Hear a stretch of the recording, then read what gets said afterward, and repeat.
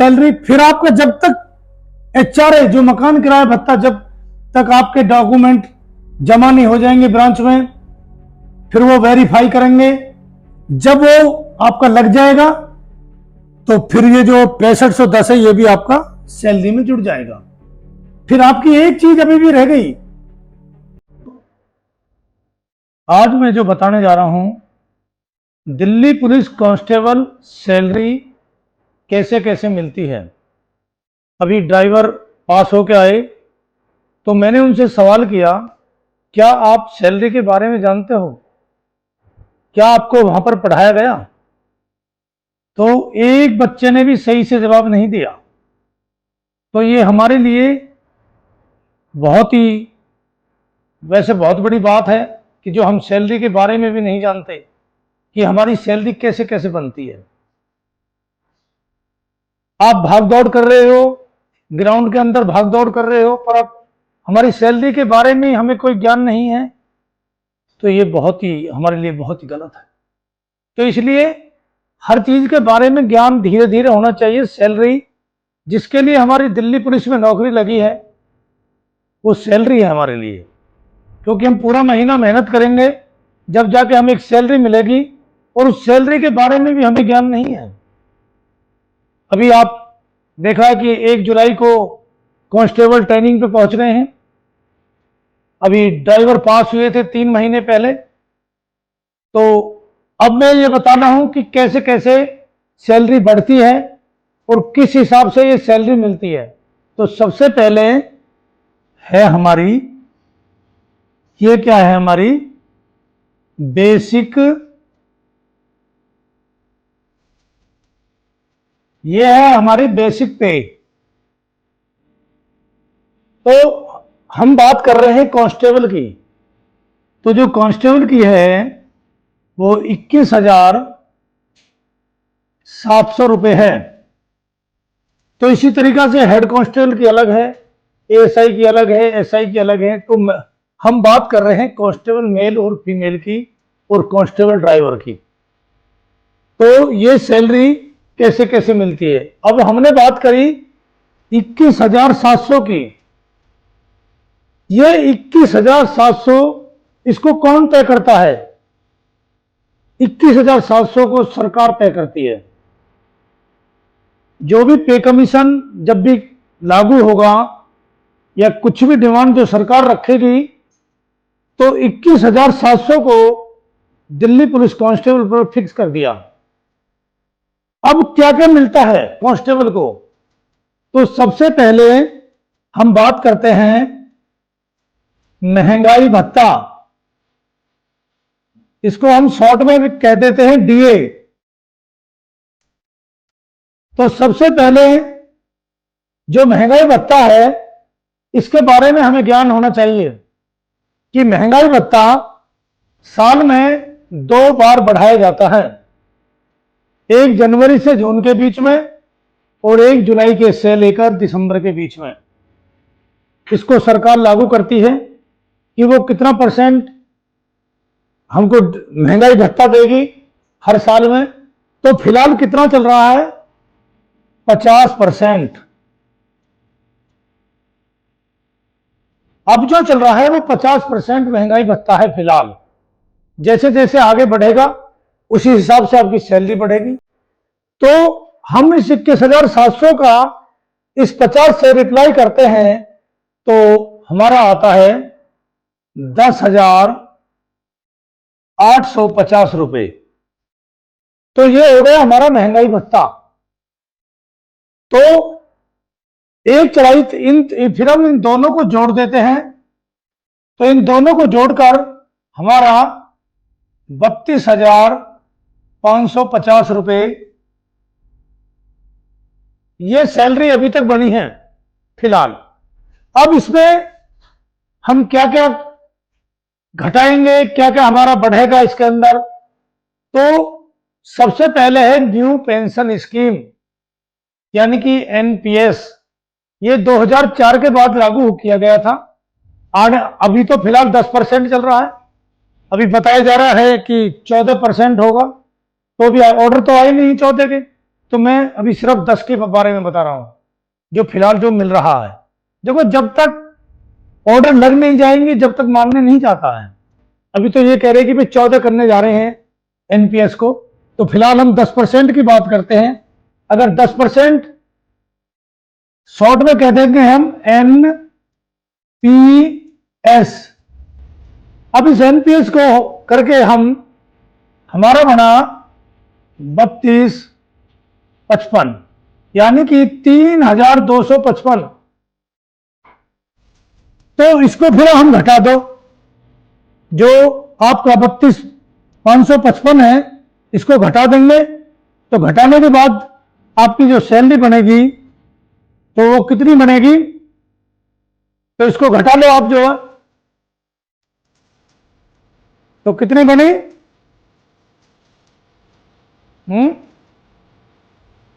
तो इसको आप घटा लेना। तो अब हम बात करेंगे आगे जो बढ़ने की है, वो है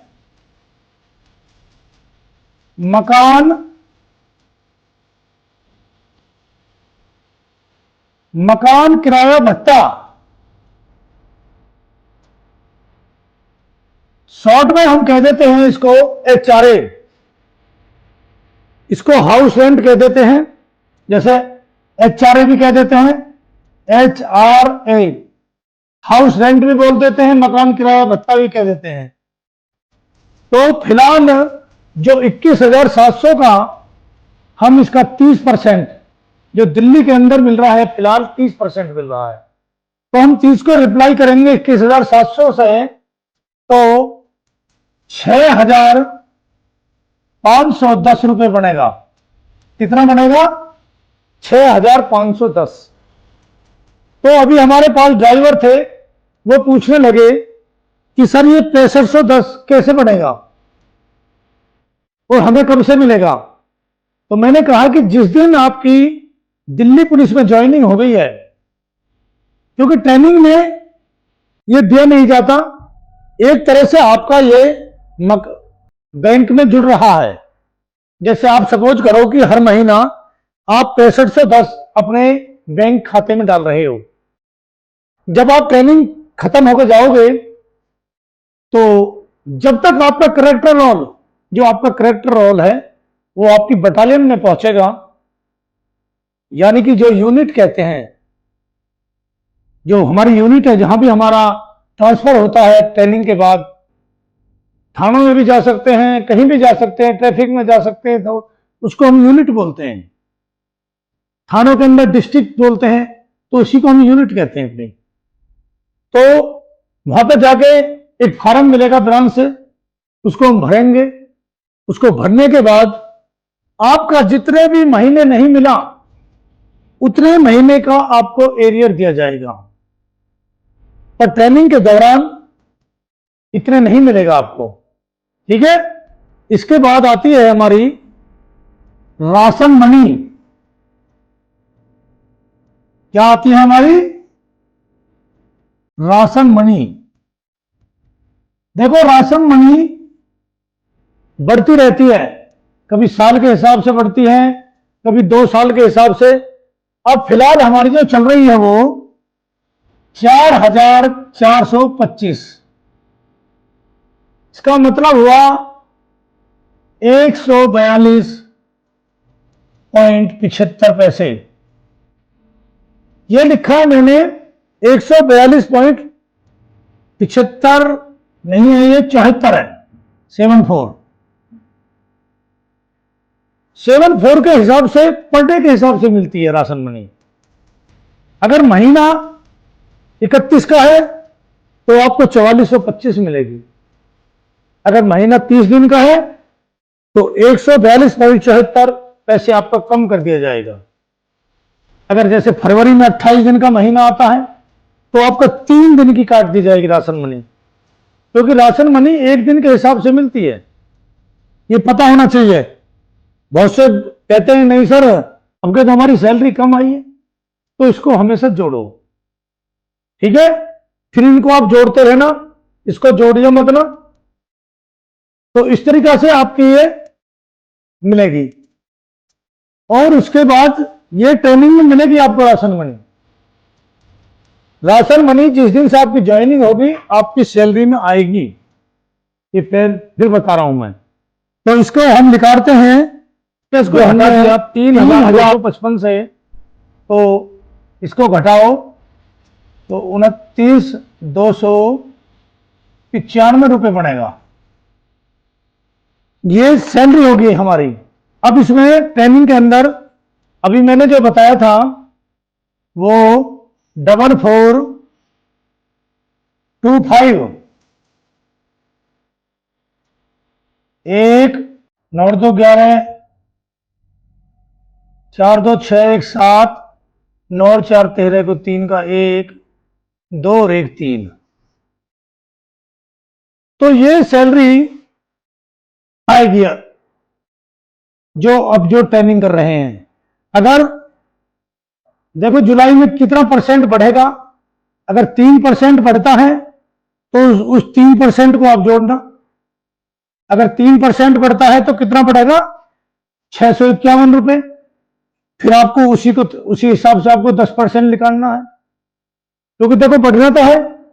तो देखो 3 महीने में सैलरी मिले, 4 महीने में मिले, तो अभी जो फिलहाल मैंने इसी तरीके से बताई है, ये आपको जोड़ना है। ये मैंने पूरी तरह से आपको समझाया है। अब रह जाता है हमारा ट्रांसपोर्ट अलाउंस, इसको बोलते हैं हम टीए।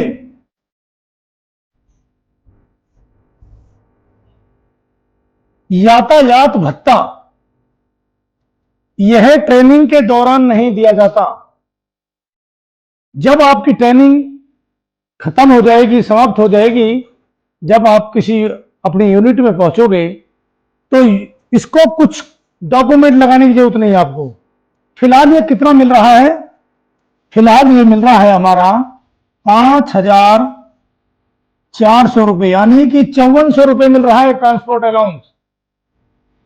तो ये इसके बाद जब आपकी ट्रेनिंग खत्म हो जाएगी तो आपका यातायात भत्ता इसमें जोड़ दिया जाएगा। ठीक है, यातायात भत्ता जोड़ दिया जाएगा। तो आपकी इसी तरीके से सैलरी, फिर आपका जब तक एचआरए जो मकान किराया भत्ता, जब तक आपके डॉक्यूमेंट जमा नहीं हो जाएंगे ब्रांच में, फिर वो वेरीफाई करेंगे। जब वो आपका लग जाएगा तो फिर ये जो 6510 है ये भी आपका सैलरी में जुड़ जाएगा। फिर आपकी एक चीज अभी भी रह गई, वो है आपका साइकिल भत्ता। जो साइकिल भत्ता सिपाही से लेकर हेड कांस्टेबल, साइकिल भत्ता मिलता है 180 रुपए। इसकी एक खूबी है, इसका मैं अलग से बनाऊंगा साइकिल भत्ते का, ये कैसे कैसे मिलता है। मैं एक शॉर्ट में बता रहा हूं। जब भी यूनिट में जाते हो, पासिंग आउट जब आपकी खत्म हो जाएगी, जब यूनिट में पहुंचते हो तो सबसे पहले कोशिश करो साइकिल भत्ता लगवाने। अगर आपने साइकिल भत्ता नहीं लगवाया और आपने 6 महीना लेट हो गए तो इसका कोई एरियर नहीं मिलेगा आपको। बहुत से बच्चे क्या करते हैं, मकान के भत्ते पे पहले पहुंच जाते हैं, अरे इसका तो एरियर मिलेगा आपको, पर इसका नहीं मिलेगा। अगर आप 6 महीने भी लेट हो गए तो इसका कुछ नहीं मिलेगा आपको। पर हाँ, अगर इसमें 6 महीने भी लेट हो गए, चाहे 8 महीने हो गए, तो आपको पूरा सबका एरियर मिलेगा आपको। पर सबसे पहले मैं फिर बताना चाहता हूं, जब भी ट्रेनिंग खत्म होगी तो सबसे पहले अपना साइकिल भत्ता जरूर लगवाना। देखो जहां यूनिट है वो सब बता देंगे आपको जी क्या क्या करना है, ब्रांच वाले बता देंगे कैसे कैसे फार्म भरना है। तो ये काम सबसे पहले है, बहुत गलती करते हैं। फिर रैंक के अनुसार बढ़ती है, एएसआई से लेकर इंस्पेक्टर तक फिर जो है मोटरसाइकिल का भत्ता मिलता है। तो मैंने बात करी है सिपाही की, मैं इंस्पेक्टर एसआई की बात नहीं कर रहा, मैं कांस्टेबल के बारे में ये सैलरी बता रहा हूं। तो कांस्टेबल के लिए साइकिल भत्ता 180, ट्रेनिंग में नहीं मिलेगा ये। ठीक है, ट्रेनिंग में ना ही ट्रांसपोर्ट अलाउंस मिलेगा, ना ही मकान किराया भत्ता। मकान किराया भत्ते के बारे में मैंने बता दिया है, और चाहोगे तो कुछ भी अलग से बना दूंगा। ठीक है, तो मैंने ये दिल्ली पुलिस कांस्टेबल की सैलरी के बारे में लेके ट्रेनिंग से पूरी जानकारी दी है। कभी भी पूछना है तो इनको जोड़ते रहो इसी तरीका से। देखो फिलहाल जो ट्रेनिंग में मिलेगी वो 3,000 यानी कि 33,000 है, 33,720 रुपए मिलेगी। HRA आपका बाद में मिलेगा। राशन मनी मैंने जोड़ दी है, NPS आपका निकाल दिया है, यानी कि मैंने सब कर दिया है अलग अलग। NPS कितना बना ये आपका NPS में चला जाएगा। देखो हम पुराने हैं, हमारे टाइम में न्यू पेंशन नहीं होती थी। अब हमारे टाइम में तो GPF वो हमारी मर्जी है, हम कितना कटवाएं वो हमारे ऊपर निर्भर है, पर इसमें तो 10% फिक्स कर रखा है। ठीक है, अब ये टोटल आपकी बढ़ गई है, इसको 5400 को जोड़ना बाद में। देखो बढ़ता रहेगा, नहीं देखो बढ़े, ये तो बढ़ेगा, इसको अभी मैं जोड़ने की जरूरत नहीं है 5400 को, क्योंकि 5400 में इसलिए नहीं जोड़ू, क्यों, अभी आपका 3% बढ़ सकता है, ट्रेनिंग पास होने के बाद फिर भी बढ़ सकता है।